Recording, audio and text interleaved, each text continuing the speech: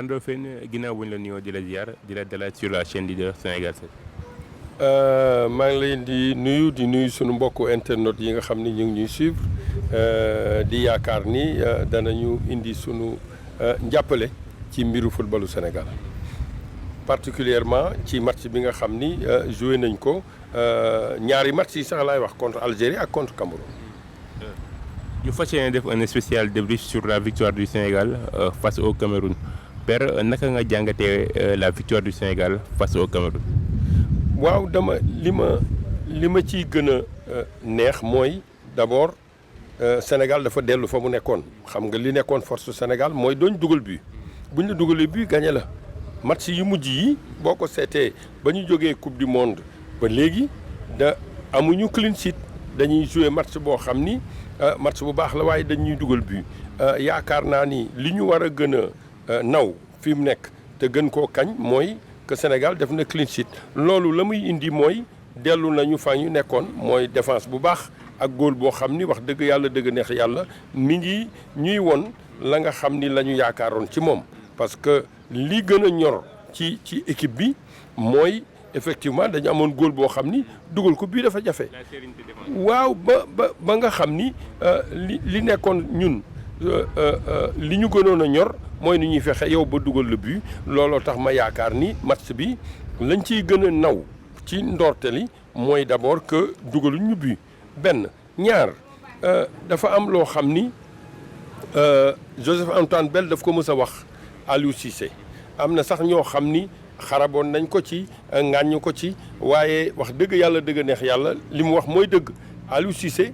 moo war a dem moom wuti victoire bi. parce que ñenn ñi duñ ko xaar bu leen fàttee Cameroun même bu ñuy gagné Bruce moo fa nekkoon daf ne Sénégal moo ma mën mais du ma gagné bu fekkee ne nag Aliou dafa continuer di nekk ci 4-3-3 classique wala ay 4-2-4 wala 3-5-2 et cetera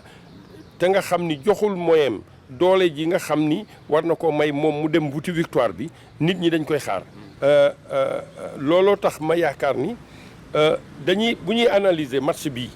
dañu koy jëlee ci match bi nga xam ne dañ ko football contre Algérie parce que li ñu doon ŋàññee li nit ñi ŋàññee Aliou Cissé mooy dañu fàtte contenu match Sénégal ak Algérie Sénégal Algérie wax dëgg yàlla dëgg neex yàlla ku ne yaa ngi woon ci li nga xam ni loolu nga yaakaar Sénégal kenn du ko attaqué biñ demee ba ci biir match bi Aliou a voulu se donner les moyens d'aller chercher la victoire nit ñi dañu ko commencé woon di wax ni di ko ŋàññi ne xamul lu tax bi nga xam ni Sabaly dafa gaañu mu jël Crépin def fa mais boobu mi ngi woon ci xalaatu ni mu nar a jouer mooy damay def défense à 3 parce que ñi may attaqué kenn du attaqué Sénégal di mët parce que li leen di gën a ñor mooy ni ñuy faxee ba défendre kon nag Sénégal soxlawul bu nekkee en défense mu nekk fa ay 3 wala 4 di manqué benn wala ñaari nit moo tax mu ne léegi xaaral ma def loolu def na ko contre Algérie njàngat bi ñuy def contre Algérie mooy amul taille bu fekkee da nga bëgg a def défense à 3 da ngay am taille parce que ñàkk taille moo tax Algérie dugal ñu but bi li tax moom mu bëgg taille moo tax mu reculer ku mel ni Kouyaté def ko 3e défenseur c'est-à-dire boo jëlee suñu ñetti défenseurs yi ñoom ñëpp ku ci ne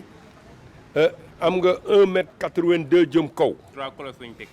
moo leen di may ni effectivement ki nga xam ni dafa manqué foofu day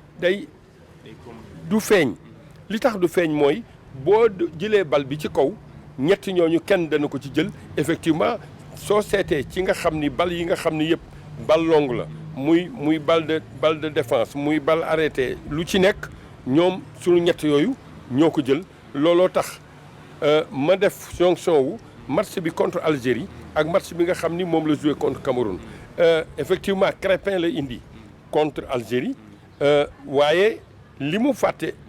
li mu jàngat parce que du fàtte mooy dafa gis ni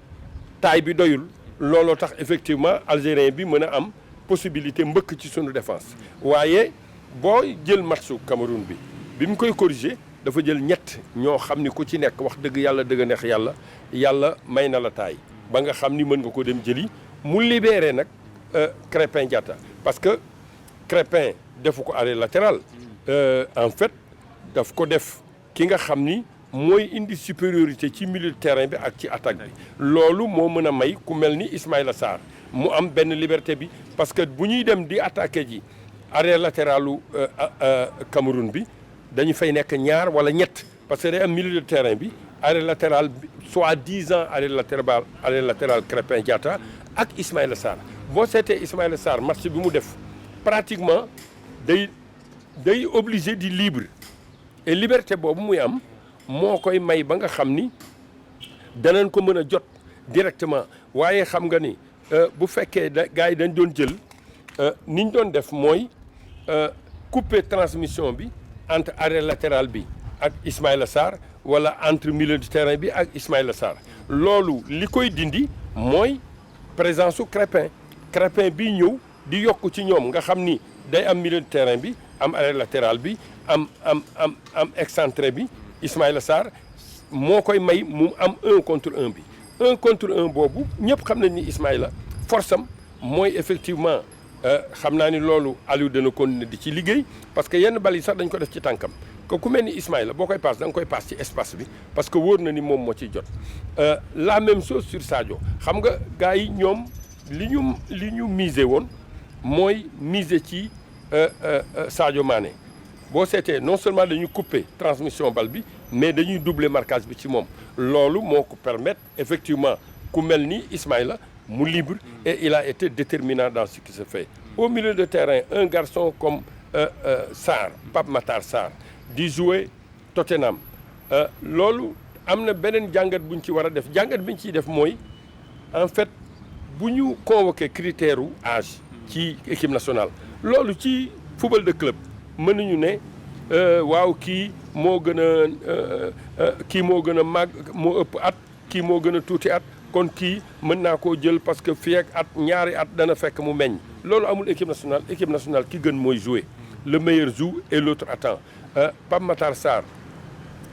ak Nampalys Mendy gis nañu benn Nampalys boo xam ni moom lañ xamoon mooy voilà dans son abattage dans sa distribution dans son positionnement et puis dans l'utilisation du ballon c'est-à-dire à chaque fois que mu arraché bal bi il faut ñu comprendre ni effort contre effort boo xeexee ba jël bal bi la ngay def mooy on rentre dans la phase de conservation. Ce qui veut dire que manque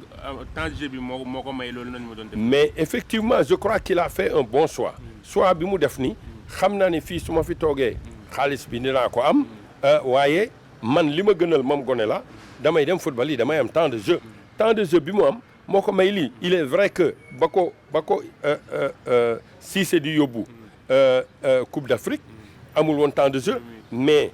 comme dañoo yàgg ci compétition bi au fur et à mesure muy jouer day jot compétitivité waaye man gëm naa ni li mu def noonu la waroon def man gone la dese naa at yu bëri damay dem équipe boo xam ni damay football du ma fi toog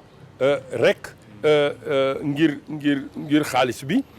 waaye li ma gënal mooy ma wone li ma mën il a fait un match extraordinaire et Pape Matar mi ngi wone ni li nit ñi yaakaaroon ci moom ba jël ko parce que xam nga bi ko Tottenham di jël ñu ngi naan dafa nekk gone dafa lii dafa laa. il a fait un mauvais choix yooyu noonu. waaw mais man gëm naa ni nappkatu jën buy dem géej xam na fa muy jaar ba am jën. ñi nga xam ni ñooy toppatoo football à ce niveau là ñooñu duñu fo bu ñuy jël choix dana fekk choix bi dañ koy xoolaat ko. xamoon nañu ni buñ ko indee fii mu nekk nii bu ñu fàttee Pires bi muy door dem Arsenal bi mu egsee li ñu ko jëkk a wax Arsène Wenger il faut muscler ton jeu Pape Matar bii ñu gis nii bokkul ak Pape Matar bi nga xam ni moo am y a 2 ans te bu ñu fàtte ñooñu gone léegi bu ñu continuer di wax affaire gone parce que boo seetee équipe bu Espagne bi Jamal amagul 17 ans Pedri 18 ans la am Gavi 17 ans et quelques la am donc Bellingham bi ñuy wax noonu ñooñu ñëpp ay gone lañu ñi ngi fubal seen équipe match bi nga xam ni Pape Matar joué na ko mais day wone rek li nga xam ni moom lay def Tottenham dimanche bu ne yaakaar naa ni ku nekk titulaire équipe bu mel ni Tottenham championnat d'Angleterre mënatuñ laa wax gone Aliou yàgg nañ ko wax ne ko yow yaa war a wuti victoire bi Donc s'il se donne les moyens d'aller chercher la victoire, moi je ne suis pas d'accord avec certains chroniqueurs quand ils disent sur le match de l'Algérie, etc., etc. Match Algérie bi dafa am loo xam ni wóor na ko ni foofu la jëm mu jëm ca évaluer na ko bi mu ko évaluer looloo tax mu ne damay wut nag 3 défenseurs yoo xam ne am nañu taille ba nga xam ni boo may attaquer à 2 moi je n'ai pas besoin d'être de bàyyi foofu 4 joueurs wala 5 joueurs et c'est ce qui s'est passé il faut aussi qu'on soit plus efficace devant bu ñu amee occasion yi nañ ko dugal pour tuer le match. On peut dire que c'est le deuxième chantier de Aliou Cissé, l'efficacité devant les buts. Non, ça fait partie des chantiers parce que en fait li mu inauguré nii c'est tout un chantier parce que le comportement de chaque élément influe sur le collectif, c'est-à-dire arrêt latéral bi li mu war a jouer homme du milieu bi daf ko war a xam homme du milieu bi li mu war a jouer attaquant bi daf ko war a xam quand on bu ñu nekkee phase offensive wala ñu nekk phase défensive ku ne am na loolu la ci war boo seetee Nampalys il a ratissé tous les ballons il était tout le temps disponible et bu ngeen seetee omniprésent dans l'entrejeu. bu ngeen seetee ñett yi nga xam ne ñooy ñetti défenseurs yi en principe ils ont tout le temps couvert sur les flancs parce que quand on nous attaque ils sont à 2 et que il vaut mieux être à 3 que d'être à 4 parce que l'autre ne sert pas à grand chose. Je crois que la grande leçon qu'il faut retenir c'est que Aliou a compris que moom moo war a wuti victoire bi xam nga kuy jouer léegi contre Manchester City Guardiola wala Barça xam nga li ngay jouer ji parce que def na ci boppam ni moom moo war a wuti victoire bi gis nga match buy commencer ku nekk da nga ci am objectif yaakaar naa ni Cameroun li ko indi woon mooy nu may fexe ba match nul ak Sénégal Aliou Cissé mi ngi ci rôle champion man maay champion su ma ñëwee ci match bi man maa war a wut victoire te bu ñu ko gëmee yàlla mën nañu see dimbali parce que boo seetee it dans la gestion de l'effectif Aliou a été très très réactif à chaque fois qu'il a fait un changement xam na lu tax mu def changement boobu mais changement bi même buy fekkee changement bi dana am teewul il est resté dans son dispositif en début de deuxième période il est vrai qu'on a un peu souffert parce que l'équipe a reculé mais quand il a compris qu'il n'avait aucun intérêt à reculer il est revenu à son projet initial te bi mu ci dellusee gis nañ li nga xam ne am nañ ko la balle de Ismaïla Sarr la balle sur la barre transversale de Boulaye loolu moo lay won ni on s'est créé le nombre d'occasions nécessaires il faudra qu'on soit maintenant efficace à chaque fois qu'on crée l'occasion parce que on ne peut pas se permettre à ce niveau de compétition ngay am ñetti occasion ñeenti occasion di ci dugal benn nañuy dugal occasion yi on prend le temps nécessaire par exemple sur la dernière balle de Ismaïla bon il a plusieurs choix mënuñu refuser attaquant mu dóor mais je crois que le meilleur choix c'était ou Boulaye ou Sadio ñoom ñu assuré ko ñu dem jël suñu deuxième but et je crois que ça fait partie des chantiers de Cissé et que à l'évaluation il va effectivement apporter les correctifs nécessaires et insister pour qu'on soit plus efficace devant. Si nous sommes plus efficaces devant, ça m'étonnerait que la coupe ne revienne pas au Sénégal. ñu ñëw sur la prestation individuelle de certains joueurs comme Cheikh Kouyaté ak ki nga xam ne moo di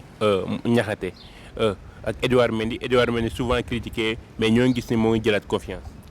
waaw Edouard Mendy xam nga en fait je crois que Chelsea a été impitoyable avec lui il était dans une période difficile malheureusement dans ces clubs-là on n'a pas de temps à perdre boo fekkente ne li ñuy yaakaar ci yow gisuñu ko il passe à autre chose comme joué wul woon il est normal que ku joué wul nga manqué compétition boo manqué compétition day ressentir ci moom mais am na beneen jàngat boo xam ni moom it jàngat na ko mooy li nga xam ni sa faiblesse la da nga koy moytu il n'est pas fort du pied son jeu au pied tolluwul ak ku mel ni Onana il l'a compris il ne cherche pas à jouer au pied bal bi ñëwee mu dégager ko largement loolu peut-être indi na ko ba tey jii nii wax dëgg yàlla dëgg neex yàlla am na clean sheet loolu défense bi Kouyaté xam nga nit ñi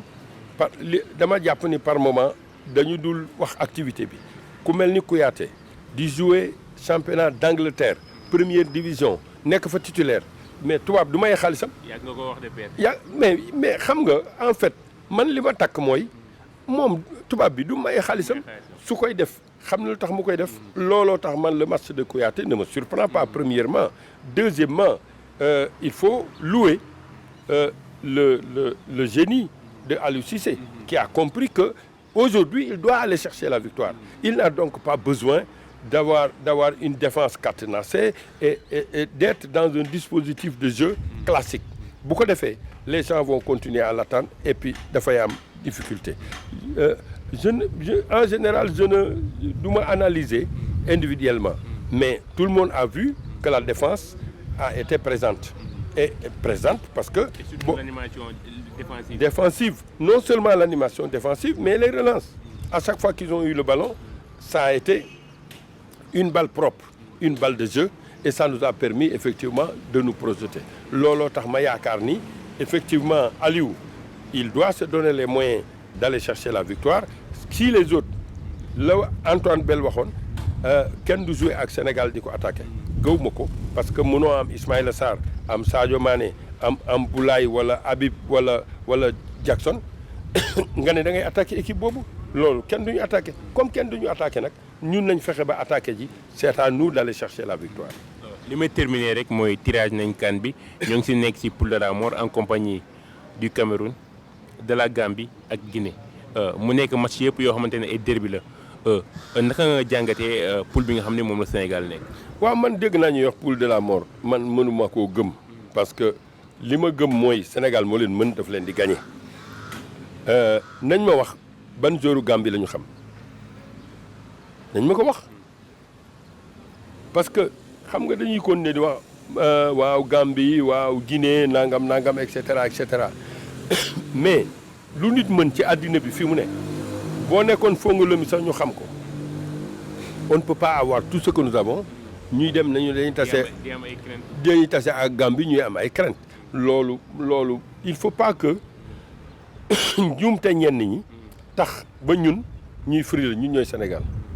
suñu jëlee suñu joueurs yi benn par benn nga jël équipe yooyu benn par benn ñoo leen mën dañ leen di gagner quel que soit alpha la ñuy def mooy ñëw taxaw essayer wut match nul waaye ku ci jéem a jouer ak Sénégal da lay rendi man du ma ko tuddee poule de la mort de dama ne respect de l'adversaire et confiance en soi même bu fekkente ne yow laay jouer te mu wóor ma ni man maa la mën damay wóolu sama bopp mais dama lay respecter respect boobu gëm naa ni Sénégal dana ko joxe parce que Sénégal dafa am ay jàngat yu bëri yu mu def ñun joué nañ fii contre Gambie ñu match nul fii mais loola njuumte la woon parce que njuumte mooy ñañu aligné góomu ni woon loolu moo nekkoon équipe bi nga xam ne moo waroon football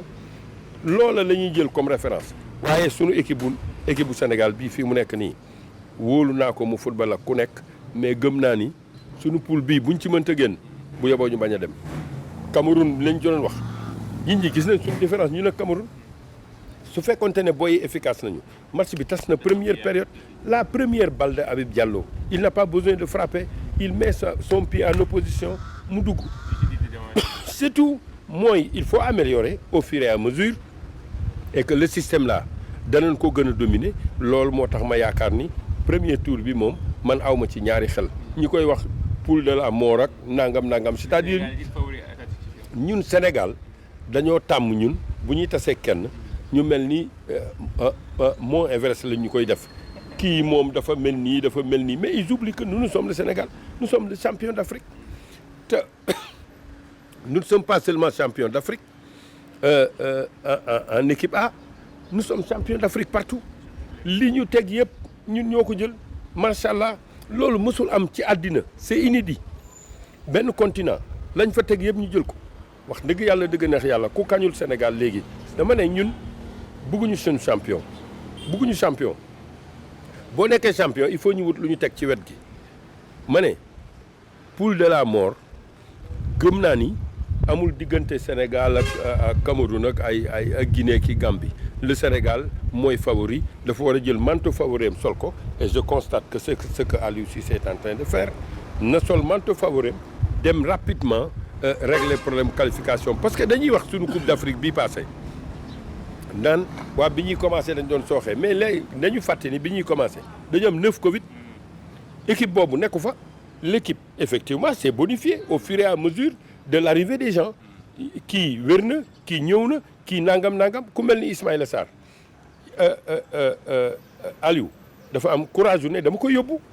parce que gëm naa ni danaa sori su ma soree ci diggante bi moom dana fekk mu pare ci diggante bi pare na on a vu ce que Ismaïla a apporté donc équipe bi nga xam ni moo commencé woon Coupe d'Afrique bokkul ak équipe bi nga xam ni moo joué finale Coupe d'Afrique et puis ñi doon wax naan waruñu woon joué Cameroun dama gëm ni waxuñu football mën nañu tase fukki yoon Algérie par exemple tase woon nañ ñaari yoon teewul match amical bi ñu ko waxee daf ko nangu ne damay ñëw football si te gëm na ni moom bu fekkente ne yaakaar ne dana sori war naa def ci boppam ni moom dana tase ak Sénégal teewul nangu na match bi man moo tax bi ñu nee matchu Cameroun bi waaw comme Sénégal ak Cameroun moo tase man dañu war a football ak ñoom ñàkk a football bi li muy indi mooy effectivement correction yi nga xam ni Aliou Cissé indi na ko ci match bi contre Cameroun li ko woon mooy matchu Sénégal Algérie mu ne effectivement bu fekkee lii laa bëgg a football il faut ma def lii matchu Cameroun bii am na yeneen jàngat yoo xam ni moom it def na ko ci il faut être efficace devant parce que loolu moo ñuy may ñun ñu am suñu sécurité poule de la mort ñi koy wax xëy na beneen activité la ñuy wax am na sax ñu doon wax ni mën nañu football ñu gaañu mais ku bañ a gaañu bul football parce que kii football moom mën na gaañu non seulement mën na gaañu ci match bi mën na gaañu ci match championnat yi je crois que ñiy toppatoo activité te tuddee ko football gëm nañ ñi football moo gaañu ñoo ànd Neymar bërki dem la gaañu te gaañu bi gën a metti ci footballeur la am mooy rupture de ligament lu bon da ngay am 6 mois man rupture de ligament laa amoon professeur Argenson moom mu opéré fii donc parce que bu ñu lay opéré ba pare léegi sax affaire yi avancé na bu njëkk bu ñu la opéré ba dugal ci matériel bi da ngay dem ba wér ba commencer sa préparation hivernale sa préparation préparation bi nga ñëwaat ñu xottiwaat ko génne matériel bi léegi matériel bi ñuy def ci biir lay seey donc boo paree rek da ngay commencer sa rééducation te teewul ñun dem nañ coupe du monde amuñu Sadio Mané Sadio wax dëgg yàlla équipe bu Sénégal boobu ak Sadio ak équipe bu Sénégal sans Sadio du benn il faut ñu nangu loolu parce que li tax waa Brésil di jooy fi mu ne xam nañ ni Brésil avec Neymar et Brésil sans Neymar du benn Argentine avec Messi ak Argentine sans Messi du benn nañu ñaan yàlla ba fii ak Coupe d'Afrique ba sunu xale yi kenn bañ cee gaañu ñu dem ak sunu équipe globalement qualifié rapidement dem wuti sunu deuxième coupe d'Afrique ñëw indi ko fii parce que ku ci mës a togg Cameroun li muy bàkkoo noonu dafa am jamono yoo xam ne dafa amoon ñoom Roger Milla génération boobu am jamono boo xam ne dafa amoon ñoom Eto'o Côte d'Ivoire dafa am jamono boo xam ne dafa amoon ñoom Drogba donc il faut ñu gëm ni ñun fii mu ne Sénégal li ko indi fii mooy liggéey bu wóor te téye ko ak accompagnement état du Sénégal parce que gëj nga dégg fii ay faits divers amu fi billet bi ñëwul ak avion bi ñëwul hôtel ba nee na duñ fa dugg ak prime yi ñëwul nangam yooyu yëpp boo ko réglé nga xam ni xale bi soos bi ñu defee tirage ba pare sunu délégué yi demoon foofu toute affaire cessante dañ dem Yamoussoukro pour régler tous ces problèmes là nga xam ni joueur bi buy ñëw dara nekkul ci xelam lu dul football fii Sénégal toll fii mu nekk nii le Sénégal a appris de ses erreurs au fur et à mesure c'est la raison pour laquelle on a construit un monstre en principe bu ñu yàlla dimbalee Coupe d'Afrique yi di ñëw yëpp dañ leen di gagner parce que am na ay duggante boo seetee am na yeneen génération yoo xam ni arrivé nañu nit ñi ñu ngi wax affaire Lamine Camara Pape Matar Sarr ñi ngi wax Pathé Ciss et cetera mais li ma gëm mooy nañu duggante ñu accompagnante au fur et à mesure les meilleurs jouent les autres attendent bu ñu ko defee yàlla mën nañoo dimbale ba Coupe d'Afrique bii di ñëw ñu indiwaat ko. Merci beaucoup père pour votre disponibilité. jërëjëf yéen la ñu war a wax merci parce que nit lu mu def ci football yaakaar naa ni ñun la ko defal.